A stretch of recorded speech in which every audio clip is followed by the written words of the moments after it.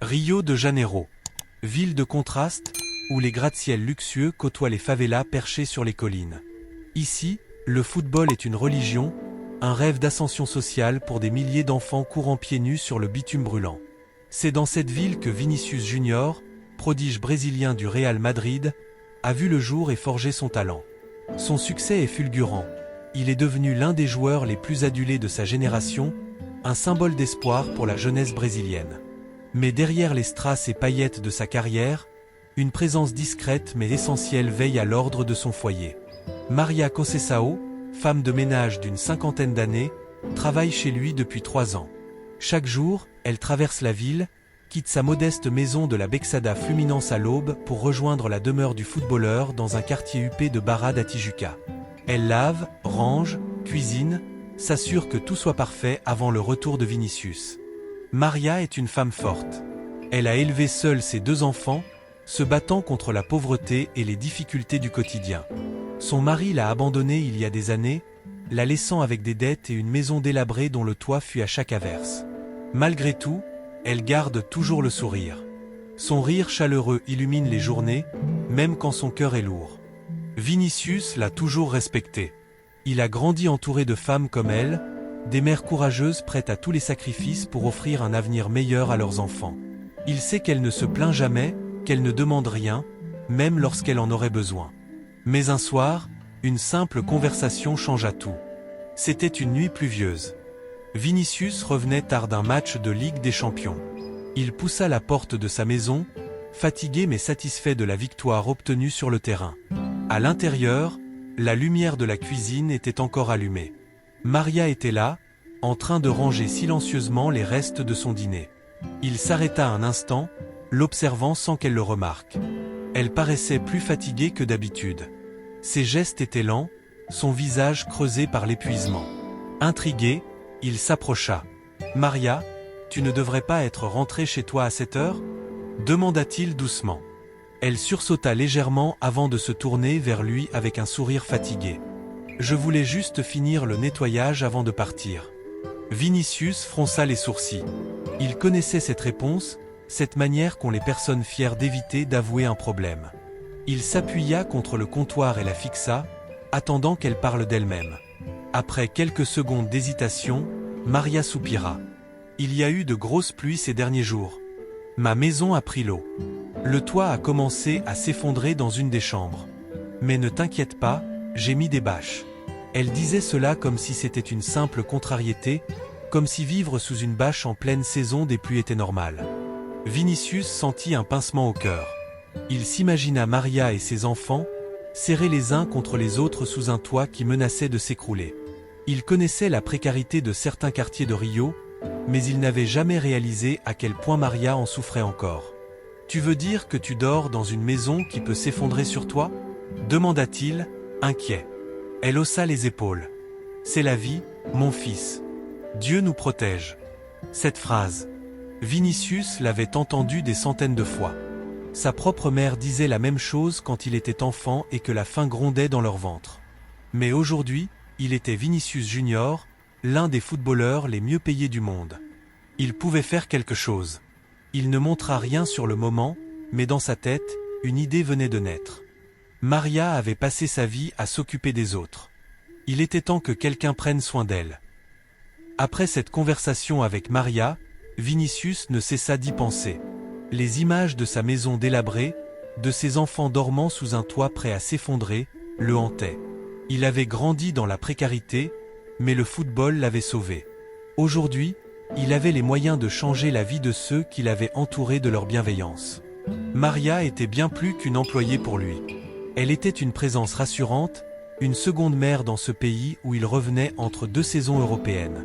Toujours là pour veiller à son bien-être, toujours à l'écoute sans jamais se plaindre de sa propre situation. Son humilité l'avait empêché de demander de l'aide, mais Vinícius avait compris qu'il était de son devoir de lui tendre la main. Il décida alors de lui offrir une maison. Mais pas n'importe quelle maison. Il voulait qu'elle soit belle, spacieuse, confortable.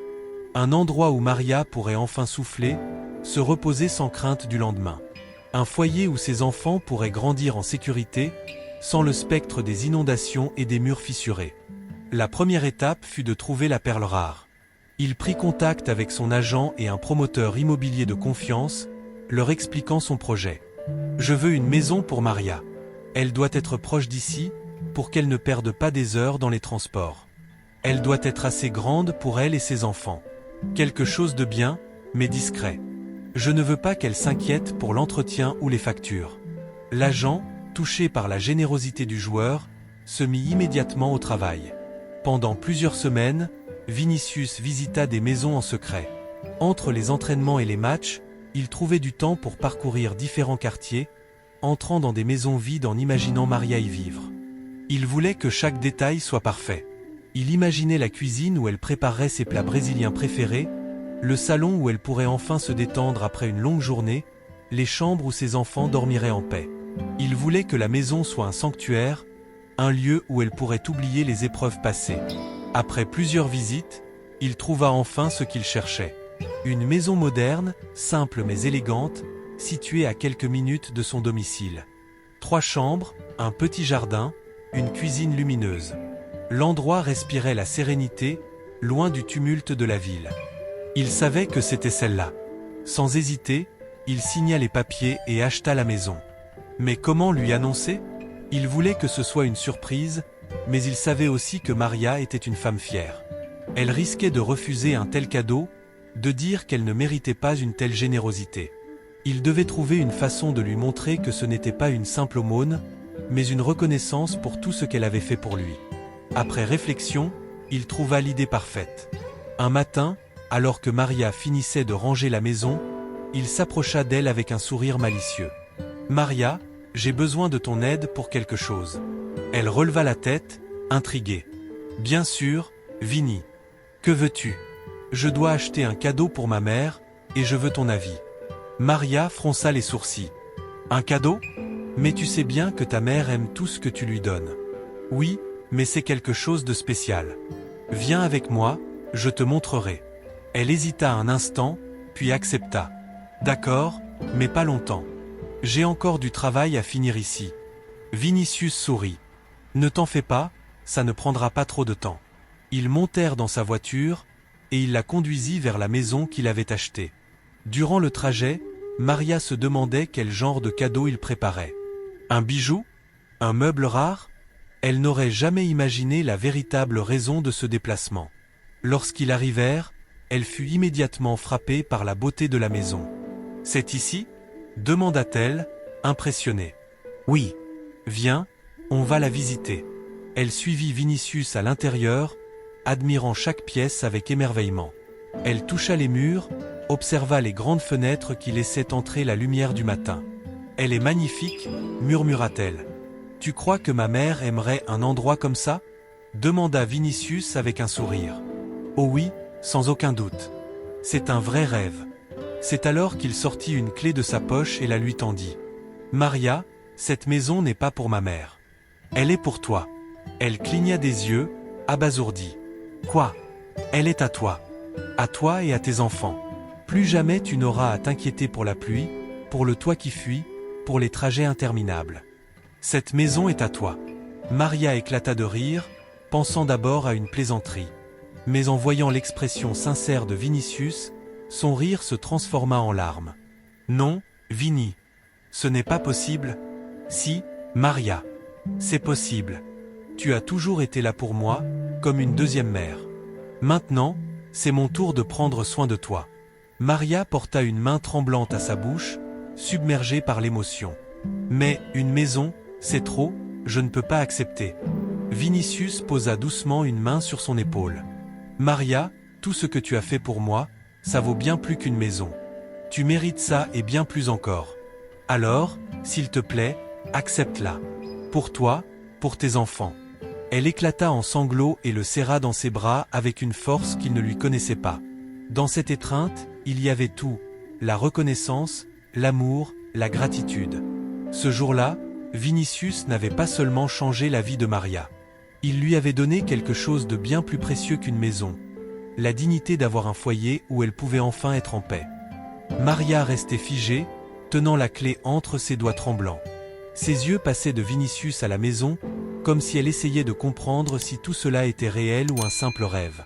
Ses jambes semblaient prêtes à céder sous l'émotion, et elle posa une main contre le mur pour s'appuyer. « Vinny, je ne peux pas, balbutia-t-elle, sa voix étranglée par les larmes. Vinicius sourit avec tendresse. « Bien sûr que tu peux, Maria. C'est chez toi maintenant. » Elle secoua la tête, comme pour refuser une réalité trop belle pour être vraie. Toute sa vie, elle avait lutté, bataillé pour chaque petit bout de confort. Recevoir une maison, un véritable toit sûr pour elle et ses enfants, lui semblait une chose impossible, presque interdite. « Je n'ai jamais rien eu gratuitement, » murmura-t-elle, plus pour elle-même que pour Vinicius. Il s'approcha d'elle et posa une main réconfortante sur son épaule. « Ce n'est pas gratuit, Maria. C'est une manière de te remercier. Tu t'es toujours occupé de moi comme si j'étais ton fils. Tu as veillé à ce que je ne manque de rien quand je revenais au Brésil. Aujourd'hui, c'est à mon tour de veiller sur toi. » Les larmes coulaient librement sur le visage de Maria. Elle tourna lentement la clé dans sa main, comme pour s'assurer qu'elle était bien réelle, qu'elle ne disparaîtrait pas dans un nuage de poussière si elle clignait des yeux. « Mais, Vinny, une maison, c'est trop. Je ne pourrai jamais te rembourser. » Vinicius haussa un sourcil, faussement vexé. « Maria, si tu commences à parler d'argent, je vais me fâcher. Ce n'est pas un prêt, ce n'est pas une dette. C'est un cadeau. » Elle eut un petit rire, entre deux sanglots, essuyant ses joues du revers de la main. « Un cadeau? Je n'ai jamais reçu un cadeau aussi grand de toute ma vie. » Il lui prit doucement la main et l'amena dans le salon. « Viens, je vais te faire visiter. » Ils firent le tour de la maison ensemble, Maria s'accrochant parfois à son bras comme si elle avait peur que le sol disparaisse sous ses pieds. La cuisine était spacieuse, baignée de lumière naturelle. Elle caressa le plan de travail en marbre, ébahie. « J'ai toujours rêvé d'avoir une vraie cuisine, » confessa-t-elle d'une voix faible. Ils montèrent ensuite à l'étage. Vinicius ouvrit la porte de la première chambre. « Ici, c'est pour toi. » Maria porta une main à sa bouche en voyant la pièce. Un lit confortable, des rideaux blancs qui flottaient légèrement sous l'effet de la brise venant de la fenêtre. Elle n'avait jamais eu une chambre à elle. Toute sa vie, elle avait dormi sur des matelas posés à même le sol, des canapés usés ou des lits partagés avec ses enfants. Et ici, pour tes enfants. Elle entra dans la deuxième chambre. 2 lits étaient installés, avec des draps colorés et des petites décorations qui donnaient à la pièce une chaleur instantanée. Maria s'assit sur un des lits et éclata en sanglots, cachant son visage dans ses mains. Vinicius s'assit à côté d'elle et posa un bras autour de ses épaules. Ils auront leur propre espace maintenant. Plus besoin de craindre la pluie, plus besoin de vous serrer dans une seule pièce. Maria releva la tête et le regarda, son regard brillant de gratitude. « Tu es un ange, Vinicius. » Il rit doucement. « Non, Maria, je suis juste un gamin qui a eu la chance de réussir grâce à des personnes comme toi. » Ils restèrent assis là, dans un silence chargé d'émotions, avant que Maria ne se lève et ne tourne une dernière fois sur elle-même pour observer la pièce. « Je vais vraiment habiter ici ?» demanda-t-elle, comme si elle avait encore du mal à y croire. « Oui, et tu n'as plus à t'inquiéter pour rien. Les papiers sont à ton nom. Cette maison est à toi, définitivement. » Maria se précipita alors vers lui et l'enlaça avec une force inattendue. Vinicius sentit ses larmes mouiller son épaule, mais il ne dit rien. Il savait que c'étaient des larmes de soulagement, de bonheur, d'une vie entière de souffrance qui s'évaporait enfin. « Mes enfants, ils ne vont pas y croire, » souffla-t-elle en se détachant légèrement. « Alors on va leur montrer. » Maria sortit son téléphone et appela son fils aîné, Felipe. « Mon fils, vous pouvez venir ? J'ai une surprise pour vous. » Vinicius insista pour aller les chercher en voiture lui-même. Lorsqu'ils arrivèrent, Felipe et sa petite sœur Camila descendirent en courant, curieux. Maria se tenait devant la porte, une main sur sa poitrine, comme pour empêcher son cœur de s'emballer. « Maman, c'est qui cette maison ? » demanda Felipe, intrigué. Maria se tourna vers eux, une larme coulant encore sur sa joue. « C'est chez nous maintenant. » Le silence. Puis une explosion de cris de joie. Camila courut à l'intérieur, riant aux éclats, tandis que Felipe, plus mesuré, se tourna vers Vinicius, les yeux brillants d'admiration. « C'est toi qui as fait ça pour nous ? » ?»« Ouais, frérot. Ta mère mérite tout ça. » Felipe ne trouva rien à dire. Il tendit simplement la main à Vinicius, puis, incapable de retenir son émotion, le serra dans ses bras.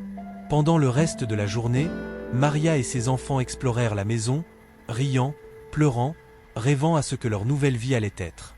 Vinicius resta un moment avec eux, savourant cette scène. Il savait qu'il avait changé leur vie, mais en réalité, il se sentait lui-même changé par ce moment. Avant de partir, il regarda Maria une dernière fois. « Promets-moi juste une chose, Maria. Tout ce que tu veux, mon fils. Sois heureuse ici. C'est tout ce que je veux. » Maria lui prit les mains et les serra fort. « Je le serai. Et je prierai pour toi chaque jour de ma vie. » Vinicius sourit, les yeux brillants. « Alors c'est le plus beau remerciement que je puisse avoir. » Et sous le soleil couchant de Rio, une femme et ses enfants entraient dans une nouvelle vie, tandis qu'un jeune homme repartait, le cœur rempli d'une joie profonde. La nuit était tombée sur Rio de Janeiro, enveloppant la ville de son manteau étoilé. Mais dans la maison de Maria, la lumière restait allumée bien après minuit. L'excitation était trop grande pour que quiconque puisse dormir. Camila sautait d'un lit à l'autre, incapable de contenir sa joie. « Maman, regarde, on a une vraie maison !» s'écria-t-elle en tournant sur elle-même. Felipe, lui, était plus discret, mais ses yeux brillaient d'émotion. Il passait la main sur les murs, ouvrait chaque placard, s'assurait que tout cela était réel. Pour la première fois de sa vie, il n'aurait plus à se soucier des fuites d'eau, du froid qui s'infiltrait en hiver, des voisins bruyants des favelas. Maria, assise sur le canapé, observait ses enfants avec une tendresse infinie. Son cœur battait encore fort, submergé par tout ce qu'elle venait de vivre. Elle n'aurait jamais pu imaginer qu'un jour, elle aurait une maison à elle, un endroit où elle pourrait vieillir en paix, entourée de ceux qu'elle aimait. Soudain, son regard tomba sur la clé posée sur la table. Elle la prit entre ses doigts, la caressant comme si c'était un trésor. Elle repensa à Vinicius, à ce garçon qu'elle avait vu grandir, à cet homme au grand cœur qui venait de bouleverser son existence. Elle prit une profonde inspiration et se leva. « Les enfants, venez ici. » Felipe et Camila s'arrêtèrent immédiatement et vinrent s'asseoir à côté d'elle. Maria les regarda un long moment avant de murmurer. « Vous savez pourquoi nous sommes ici ?» Camila éclata de rire. « Parce que Vinicius nous a offert une maison. » Felipe, plus réfléchi, hocha lentement la tête. « Parce que tu as toujours pris soin des autres, maman. Et aujourd'hui, c'est quelqu'un qui a pris soin de toi. » Maria sentit son cœur se serrer. Son fils avait raison. Toute sa vie, elle avait travaillé sans relâche, sans jamais attendre de récompense. Elle avait accepté son sort, convaincue que le bonheur n'était pas pour elle. Mais aujourd'hui, Vinicius lui avait prouvé qu'elle méritait plus. Elle serra ses enfants contre elle et déposa un baiser sur leur front. « Nous allons honorer ce cadeau. Cette maison est notre chance de recommencer à zéro. On va en prendre soin, on va être heureux ici. C'est notre nouveau départ. » Les enfants hochèrent la tête avec enthousiasme. « Et on invitera Vinicius à manger ici tout le temps », ajouta Camila en riant. Maria sourit. « Oui, ma chérie. On lui fera ses plats préférés. Il est de la famille maintenant. » Un geste qui émeut le monde. Le lendemain matin, Maria se réveilla dans son nouveau lit, les rayons du soleil caressant doucement son visage. Pendant un instant, elle crut qu'elle avait rêvé. Mais en ouvrant les yeux, elle vit les murs blancs, le plafond intact, la douceur du drap sous ses doigts. Non, ce n'était pas un rêve. Après un petit déjeuner en famille, elle décida d'envoyer un message à Vinicius. « Mon fils, je n'ai pas de mots pour te remercier. Que Dieu te bénisse pour ce que tu as fait pour nous. Tu as changé nos vies. Sache que tu auras toujours une maison ici, chez nous. » Quelques minutes plus tard, elle reçut une réponse. « Maria, c'est toi qui m'as aidé pendant toutes ces années. C'est juste mon tour de prendre soin de toi. Profite de chaque instant. » Ce fut le début d'une nouvelle vie. Mais l'histoire ne s'arrêta pas là. Un proche de Maria raconta son histoire à un journaliste local, et rapidement, la nouvelle se répandit. Le geste de Vinicius fit le tour des médias brésiliens, puis internationaux. Les réseaux sociaux s'enflammèrent. Vinicius Junior n'est pas seulement un grand joueur, c'est un grand homme. Un modèle pour toute une génération. Offrir une maison à celle qu'il a aidée, c'est une leçon d'humanité. Des célébrités, des joueurs, des anonymes commentèrent le geste. Certains admirateurs de Vinicius décidèrent même d'imiter son action, lançant des initiatives pour aider leurs propres employés domestiques ou des personnes dans le besoin. Lorsqu'un journaliste demanda à Vinicius pourquoi il avait fait cela, il répondit simplement « Parce que Maria méritait mieux. Parce que personne ne devrait vivre dans la peur de perdre son toit. » Ces mots résonnèrent dans tout le Brésil. Un héritage d'amour. Les semaines passèrent, et Maria s'habitua peu à peu à sa nouvelle maison. Chaque matin, elle ouvrait les fenêtres, respirait l'air frais et remerciait la vie pour cette bénédiction. Elle ne changea pas. Toujours aussi humble, elle continua de travailler, mais avec une légèreté nouvelle. L'inquiétude avait disparu de son visage. Elle riait plus souvent, profitait de chaque instant avec ses enfants. Un jour, alors qu'elle préparait un repas pour Vinicius qui venait lui rendre visite, Felipe la regarda avec admiration. « Maman, un jour, moi aussi je ferai quelque chose d'aussi beau que Vinicius. Je veux aider quelqu'un comme il t'a aidé. » Maria posa une main sur sa joue et sourit. « Alors tu seras un grand homme, mon fils. Parce que le plus beau des cadeaux, c'est de donner sans attendre en retour. » Elle regarda autour d'elle. Cette maison n'était pas seulement un toit, c'était une promesse d'avenir. Une preuve qu'avec de la bonté et du cœur, on pouvait changer une vie. Et à cet instant, elle sut que Vinicius n'avait pas seulement offert une maison. Il avait semé une graine d'amour et de générosité qui grandirait pour toujours.